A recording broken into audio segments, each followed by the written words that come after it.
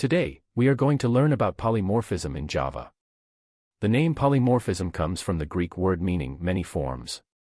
For example, water can exist in the form of ice, liquid, or vapor. A woman can be a mother, a daughter, a sister, and a friend, all at the same time. Polymorphism is of two types: compile-time polymorphism and runtime polymorphism.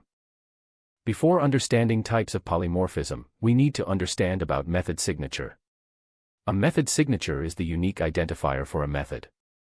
It is used by the compiler to distinguish one method from another. A method signature in Java is composed of method name, number of parameters, types of parameters, and order of parameters passed to the method.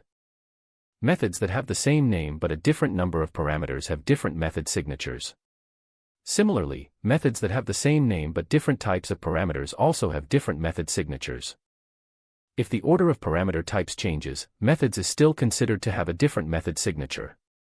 But method signature do not include following. Return type. Although important, the return type is not considered part of the method signature. Keywords like public, private, static are not included in method signature. The throws clause is also not part of the signature. Let's discuss about compile-time polymorphism now. Compile-time polymorphism or method overloading occurs when you have multiple methods with the same name but different method signatures in the same class. Let's understand this by code example. The add method is overloaded with different method signatures. The compiler determines which version to use based on the provided method signature. If we have two methods, one with return type int and other with return type double, are these considered valid overloads? The answer is no, as return type is not part of method signature. Both method have same method signature and method name. Java will give compile time error for such cases. The other type of polymorphism is the runtime polymorphism. Runtime polymorphism occurs when a subclass overrides a superclass method by using the same method signature.